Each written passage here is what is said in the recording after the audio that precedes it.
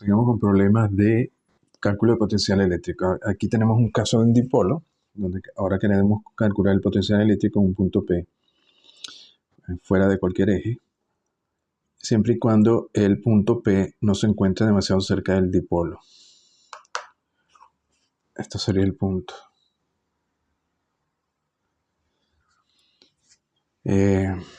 Bueno, primero de la simetría vemos que el potencial no puede depender del ángulo φ, sino de r y θ.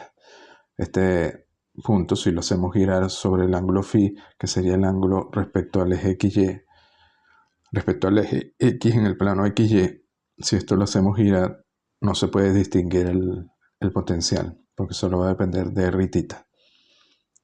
Esto por la simetría cilíndrica. El potencial se calcula como 1 entre 4pi de 0, la carga entre la distancia. Esta carga tiene esta distancia R1, la carga negativa tiene la distancia R2. Nos queda esta relación.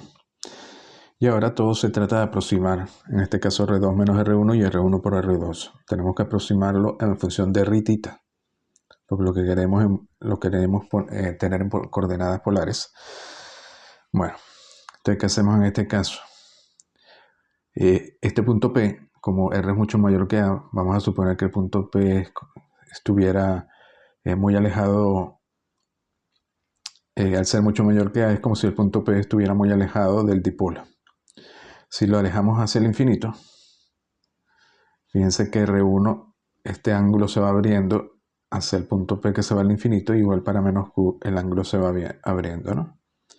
Es decir, esto, R1 al final va a quedar paralelo a R y R va a quedar paralelo a R2. Y ahora teniendo esto, ya podemos aproximarlo. En este caso vemos que R2 se puede aproximar por R1 más estas dos distancias, estos dos trozos, ¿no? Y estos dos segmentos vienen siendo la proyección de A sobre θ. De aquí trazamos del R1, aquí trazamos una recta que es perpendicular a R, pasando por este borde. Al ser perpendicular a R y esto paralelo, esto también es perpendicular. Este es el ángulo θ, y como esto es un triángulo, son dos triángulos semejantes, este también es ángulo θ. Entonces, R2 se puede aproximar como R1 más estos dos trozos que son A coseno de θ, es decir, R1 más 2A coseno de θ, y R se puede aproximar como R1 más este trozo que es A coseno de θ. Luego para R1 y R2 multiplicamos esto por R1, nos queda R1 cuadrado más 2A coseno de θ R1. Si R1 es mucho mayor que A y que 2A, entonces, ¿qué pasa? R1 cuadrado es R1 por R1. Ahora sí, R1 es mayor que 2A, mucho mayor que 2A. Esto va a ser mucho mayor que R1 por 2A. Y por tanto va a ser mayor que R1 2A coseno de θ, porque esto es menor que 1. Entonces, esto se puede aproximar por R1 al cuadrado. Y luego R se puede aproximar por R1 si R1 es mucho mayor que A. Entonces esto queda aproximado por R cuadrado y R1 por R. Y luego tenemos que R2 menos R1 se va a aproximar por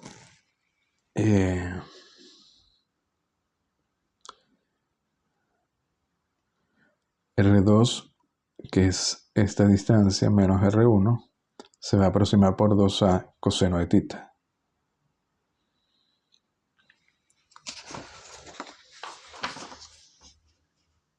Así que tenemos R2 menos R1 se aproxima por 2A coseno de θ y R1 R2 al cuadrado por R cuadrado. Y nos queda la ecuación para el potencial en un punto P alejado del dipolo. 2A por Q es P, así que nos queda 1 entre 4pi de 0, P entre R cuadrado coseno de θ. Esto ya está en coordenadas polares. A ver, en este tenemos un problema de cuadripolo eléctrico, porque tenemos podríamos verlo como 4 cargas o 2 dipolos. Tendríamos más Q con un menos Q con otro más Q. Un cuadripolo consta de dos dipolos dispuestos de tal manera que sus efectos eléctricos en puntos casi distantes se anulan mutuamente. Calcular dr en sus puntos sobre el eje del cuadripolo, es decir, sobre este eje, un punto P. Bueno, el punto P está alejado R con respecto al centro de este cuadripolo. El potencial va a ser la suma de los potenciales debido a cada carga, así que necesitamos todas las distancias. Por ejemplo, esta carga Q, la primera carga positiva, esta distancia sería R menos A. Esta carga menos 2Q está a una distancia R, negativo. Y esta positiva está a una distancia R más A. Bueno, aquí lo calculamos, luego suponemos que R es mucho mayor que A. Aquí la simplificación es simple, porque esto no está elevado a ninguna potencia, R menos A y R más A. Si R es mucho mayor que A, esto se aproxima por R. Así que queda R al cubo. Y acá entonces nos queda 2A cuadrado y al final vamos a llamar a este término 2A cuadrado por Q como Q mayúscula, es decir, el momento cuadripolar del cuadripolo. Y nos va a quedar 1 entre 4π 0 Q entre R al cubo. Igual que en un dipolo varía con la distancia del cubo del centro del cuadripolo al punto P. En este tenemos que una carga de prueba Q0 se mueve de una superficie equipotencial a otra a lo largo de una dirección seleccionada arbitrariamente y denotada por L vector. Demuestra que el campo eléctrico a lo largo de L vector es menos la derivada del potencial con respecto a L.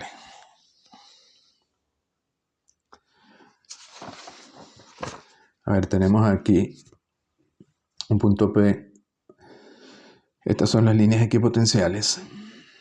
Tenemos un campo eléctrico que en este caso va en esta dirección. La fuerza eléctrica también estará en la dirección del campo eléctrico E. Entonces aquí tenemos equipotenciales B. Esta sería una equipotencial menor, B menos delta B, y esta mayor, B más delta B.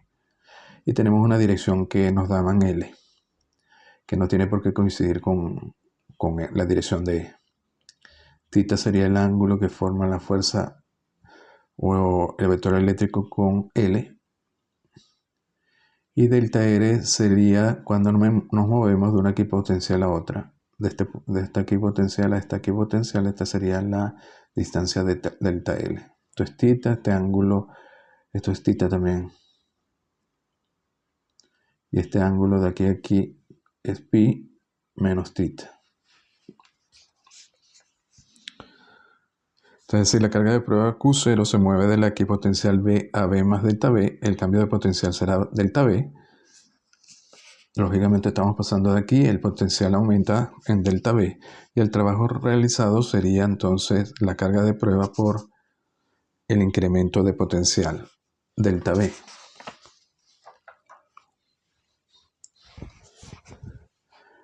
El trabajo realizado se obtiene también haciendo la integral de punto dl. En este caso el incremento de trabajo va a ser fuerza por distancia, pero fuerza es...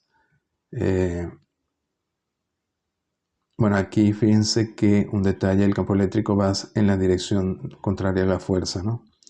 Porque si el campo eléctrico se incrementa en esta dirección, suponemos entonces que de este lado hay como si hubiera una carga positiva, por eso nos estamos acercando a las cargas positivas. Esto es una carga de prueba positiva y el potencial se tiene que incrementar.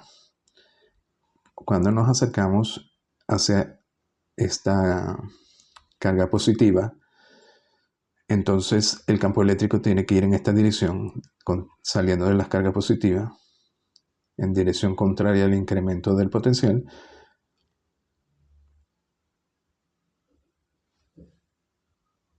Y aquí tenemos entonces la fuerza que aplicamos sobre la carga de prueba para moverla del punto B de la equipotencial B a la equipotencial B más delta B. Fíjense que E y delta L, hacemos entonces el diferencial del trabajo va a ser la fuerza por la distancia, producto punto, la fuerza es menos Q0E punto delta L. La fuerza va en dirección negativa al campo eléctrico E, es decir, F punto delta L. Y por lo tanto va a ser esto sería entonces Q0 por E por delta L por el coseno que forman E y delta L. El ángulo que forma menor entre E y delta L, aquí vemos que es pi menos tita. Entonces queda coseno de A por coseno de B, es decir, menos 1. Este menos se va, queda Q0 E coseno de tita delta E. De aquí despejamos E coseno de tita.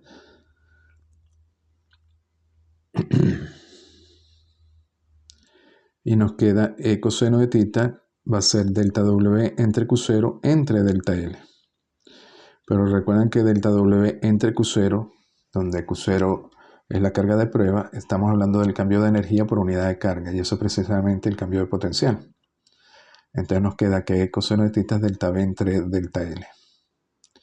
Pero ¿qué es E coseno de tita? Es la proyección de E sobre este ángulo tita, es decir, la proyección en la dirección L. En este caso en la dirección menos L. Por eso es igual a menos E sub L. Así que nos queda que E sub L es menos la derivada de B con respecto a L, cuando aproximamos estos incrementales por diferenciales. Que era lo que nos pedían acá. Y ahora vamos a ver cómo lo relacionamos L con el campo eléctrico, la intensidad del campo eléctrico E. Lo primero que vemos es que L sería máximo cuando tita es igual a 0. Fíjense que L es máximo cuando el coseno de tita sería 1. Y eso corresponde cuando, si tenemos entonces que se corresponde cuando tita es igual a 0, es decir, cuando L está alineado con E. Y eso corresponde aquí a la perpendicular a la curva B. Fíjense que en este caso L, que está separada de la perpendicular, fíjense que en este caso, como estas son líneas equipotenciales, el campo eléctrico partiendo del punto P siempre sale de la perpendicular a esta superficie equipotencial. Entonces, cuando este ángulo θ se aproxima a 0, L se aproxima a la dirección normal que sale de la equipotencial B en el punto P, porque ahora L no estaría aquí, sino estaría justo en la perpendicular a esta superficie equipotencial.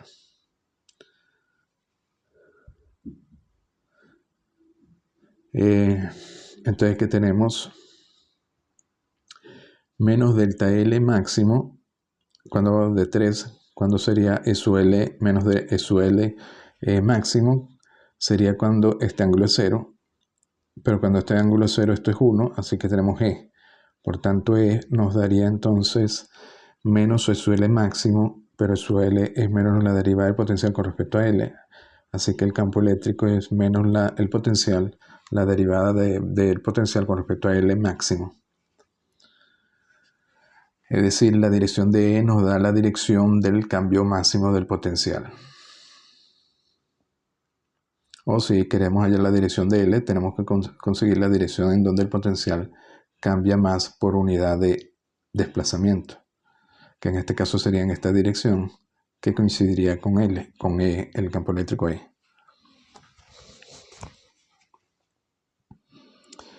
A ver, aquí nos dicen que calcular el campo eléctrico para una carga puntual Q, sabiendo que B sub R está dado por la fórmula para el potencial de una carga eléctrica positiva, ¿no? 1 entre 4pi epsilon 0 Q entre R. Bueno, sabemos que el campo eléctrico sería, en el caso de la carga positiva, las líneas son radiales. Estas líneas equipotenciales tienen que ser normales a estas líneas radiales, que son radio, por tanto tienen que ser circunferencias. Por ejemplo, aquí tendríamos una circunferencia con una superficie equipotencial B, y si nos alejamos, la siguiente equipotencial sería B menos delta B. En la medida que nos alejamos de esta carga positiva, el potencial se hace menor.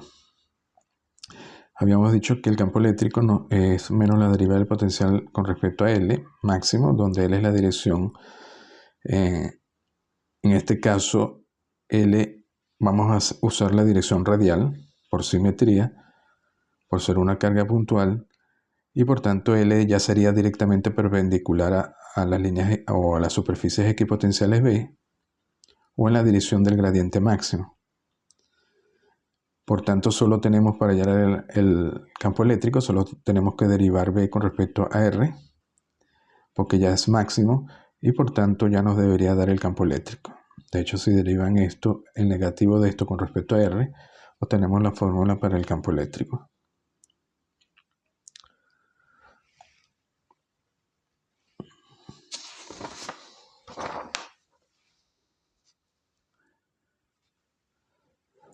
Aquí tenemos otro problema de dipolo, nos dicen que en este punto P, el campo de un dipolo que se encuentra en el origen del sistema de coordenadas XY, se encuentra aquí, un dipolo P. Si el punto P se encuentra a una gran distancia del origen, el valor de B habíamos dicho que queda determinado por esto, calcule E en función de la posición. Bueno, aquí es partiendo del potencial, calcular el campo eléctrico. Estamos trabajando en puntos sobre el plano XY. Así que vamos allá a las componentes del campo eléctrico en la dirección E sub X y E sub Y. Trabajamos aquí con las coordenadas polares, pues esto está en coordenadas polares, tenemos R, tenemos θ. Si esto es θ, esto también es θ. Tenemos la distancia X del punto P y la distancia Y. Es evidente que R es igual a X cuadrado más Y cuadrado a 1/2 y coseno de θ va a ser Y entre R. Partimos aquí de la fórmula del potencial y vamos a sustituir coseno de θ por las coordenadas cartesianas y R también. Entonces nos queda como Y entre X cuadrado más Y cuadrado a las 3/2. Y luego para hallar entonces el campo eléctrico, habíamos dicho que derivamos, recuerden que el campo eléctrico se puede hallar como menos el gradiente del potencial. Campo eléctrico es menos el gradiente del potencial, el potencial viene dado por esto, así que E sub Y es menos la derivada de B con respecto a la componente Y de ese campo eléctrico, va a ser menos la derivada del potencial con respecto a Y. Simplemente tenemos que derivar esto con respecto a Y.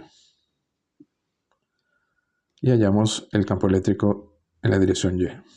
Y para la dirección X, componente X, derivamos el potencial con respecto a X y hallamos la componente para el campo eléctrico en la dirección X.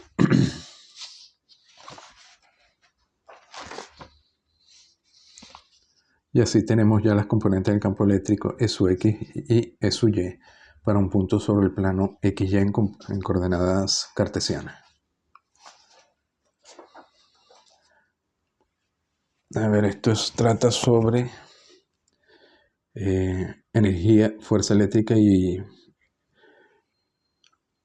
trabajo eléctrico. Tenemos una partícula de masa m, carga Q mayor que 0 y energía cinética K se lanza desde el infinito hacia un núcleo pesado de carga Q mayúscula, que se supone reposa en una posición fija del referencial de observación. Si se apunta con perfección la parte a qué distancia del centro del núcleo se encuentra la partícula en el instante en que queda momentáneamente en reposo.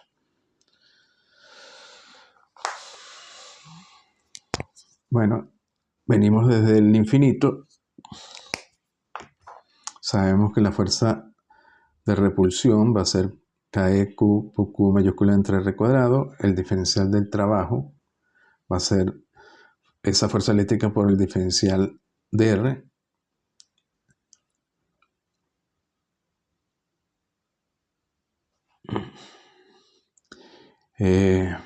La energía cinética inicial de la partícula es su medio de la masa por la velocidad al cuadrado. Luego aquí sustituimos en diferencial de trabajo, sustituimos la fuerza eléctrica. Y para hallar entonces el trabajo simplemente integramos este diferencial, que nos quedaría una integral en R. y lo integramos entre los dos puntos RA y RB.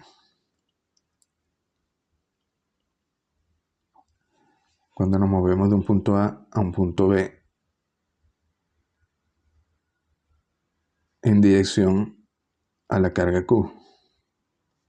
Aquí estaría la carga Q minúscula.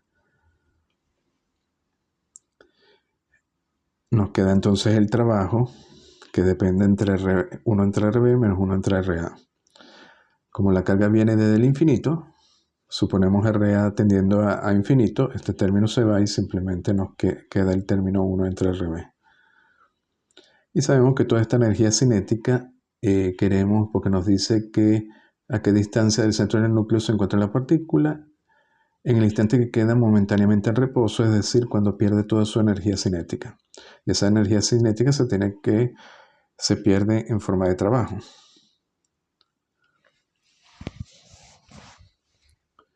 Es decir, el trabajo perdido tiene que ser igual a la energía cinética ganada. Y de aquí, el trabajo perdido va a ser este término, el módulo de esto, y eso tiene que ser la energía cinética ganada. De aquí podemos expresar entonces el radio B en función de las cargas y de la energía cinética. Luego la parte B nos dice en una trayectoria de disparo particular, la distancia de mínimo acercamiento de la partícula al núcleo es el doble de la calculada en la parte A.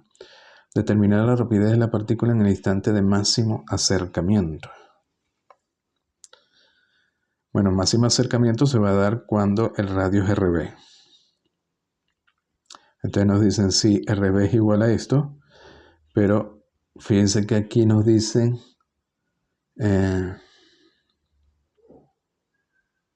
que la distancia de mínimo acercamiento ahora es el doble de la calculada en A.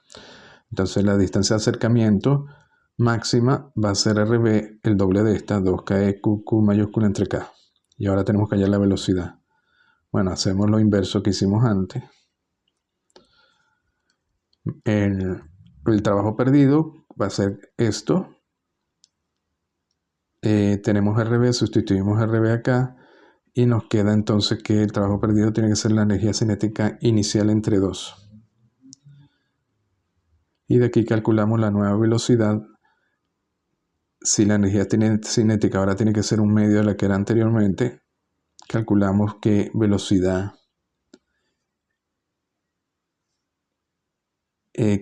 tenía la partícula en el instante de máximo acercamiento.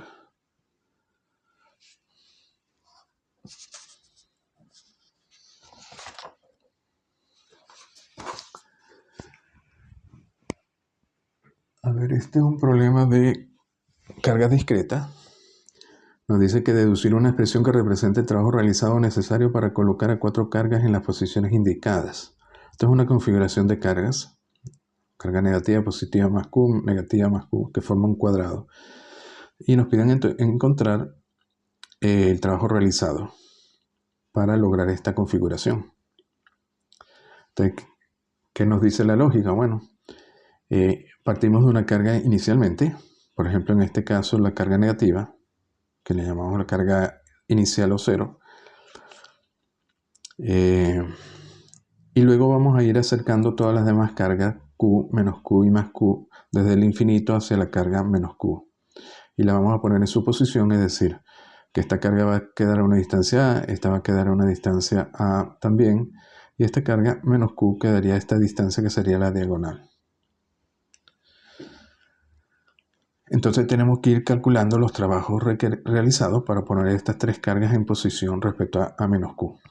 Para poner a menos Q no hace falta trabajo, porque se supone que es una carga aislada.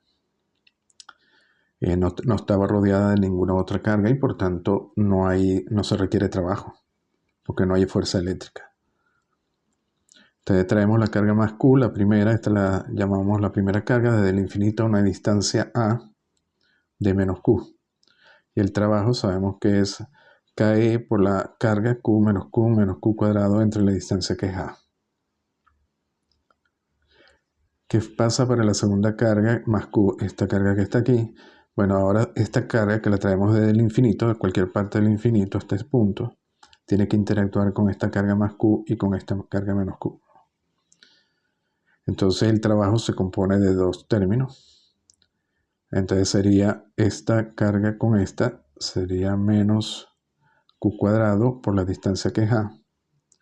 Y esta con esta sería Q por Q cuadrado positivo entre la distancia que sería raíz de 2A.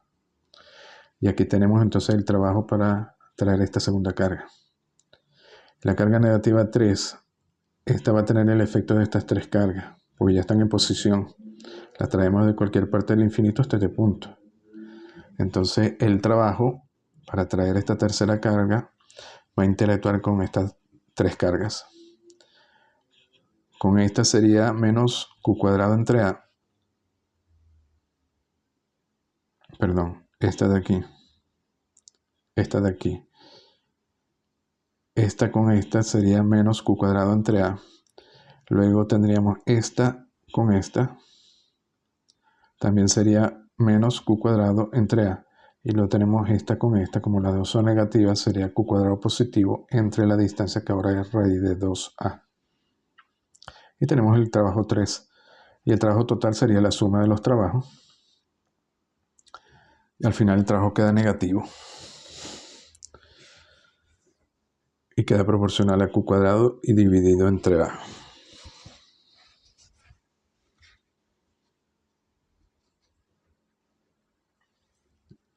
Bueno, aquí el trabajo negativo indicaría que la fuerza eléctrica, como esta carga, iniciamos esta carga con menos Q. Esta carga más Q, como son positivas, se ven atraídas por menos Q y así que el trabajo lo está realizando el campo eléctrico. No hay que aplicar una fuerza, a diferencia de esta, que como son negativas se genera una fuerza contraria, repulsiva, entonces sí hay que aplicarle una fuerza a esta carga menos Q para llevarla a esta posición. Por eso tenemos un trabajo negativo. Y acá tenemos cuál es la energía potencial eléctrica de esta configuración de 4 cargas. Es parecido, solo que ahora nos piden la energía potencial eléctrica. Las cargas ahora son distintas, unas positivas y tienen un módulo distinto también, la distancia es A. Y nos piden la energía potencial en el punto P, en el centro del cuadrado.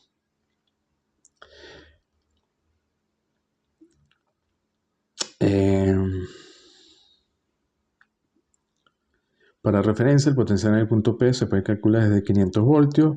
La energía potencial eléctrica de la configuración tiene que ser igual al trabajo realizado para formar de nuevo esta configuración. Entonces W tiene que ser igual a la energía potencial eléctrica. Igual que antes, tenemos aquí 4 trabajos para cada una de las cargas, es decir, para llevar desde el infinito a su posición cada una de las cargas. El primer trabajo es 0 porque partimos de una carga.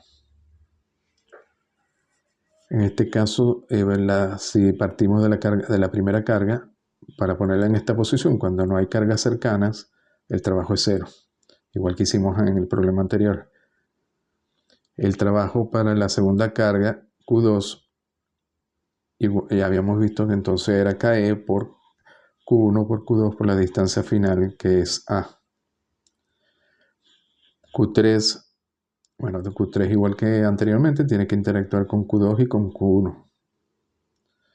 Así que tiene dos términos. Tiene Q3 con Q1, Q3 con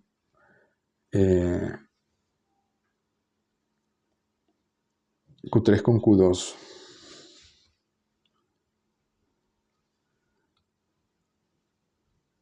Esto sería Q3 con Q2. Y Q4 tiene que interactuar con Q3, ya están en posición Q1, Q2 y Q3, así que tiene que interactuar con estas tres. Así que sería Q4 con Q1, Q4 con Q2, Q4 con Q3. Q4 con Q1 está a una distancia A, Q4 con Q2 está a la diagonal, que es raíz de 2A, y Q4 con Q3 está a la distancia A. Y luego lo que queda es sumar los trabajos. Y se evalúa.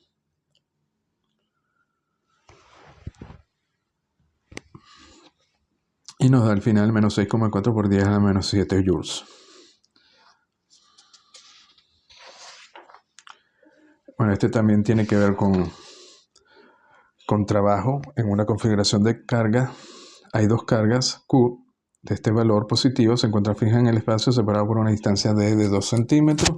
¿Cuál es el potencial eléctrico en el punto C? Bueno, nos dan aquí, tenemos las dos cargas separadas.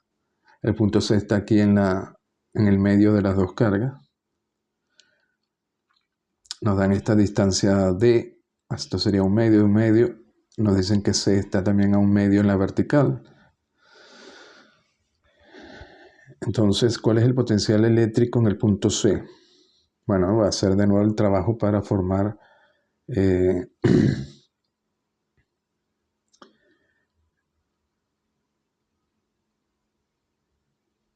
trabajo. En este caso tenemos el potencial en el punto C. Tenemos que ver que traer una carga positiva desde el infinito hasta el punto C cuando estas dos cargas están ya en su lugar.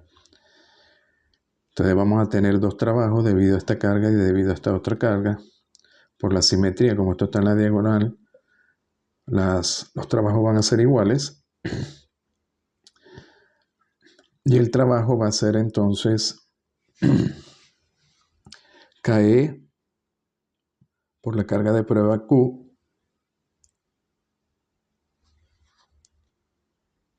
entre la distancia que lo separa de la... bueno, aquí faltaría multiplicarlo por... no, perdón. El potencial eléctrico, entonces va a ser la constante eléctrica por la carga entre la distancia que separa a la carga del punto donde lo estamos calculando. En este caso sería KE es 9 por 10 a la 10, las cargas nos los daban, que eran de 2 por 10 a la menos 6, y esta distancia R sería esta hipotenusa. Tenemos esta distancia D,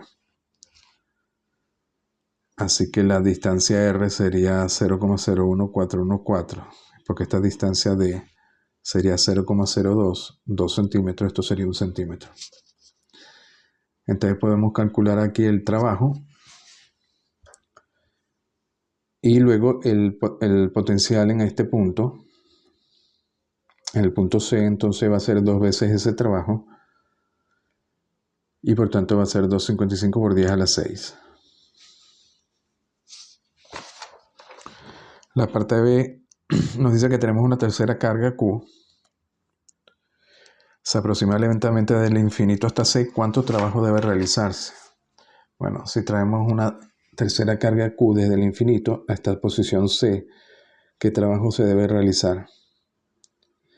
Bueno, el trabajo se debe, esa carga tiene que interactuar con estas dos cargas, así que vamos a tener dos trabajos y por simetría van a ser iguales.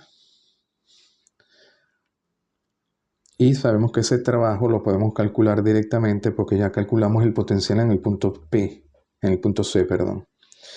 Y una vez que tenemos este potencial y traemos una carga desde el infinito hasta este potencial, sabemos que el trabajo es simplemente el potencial por la carga.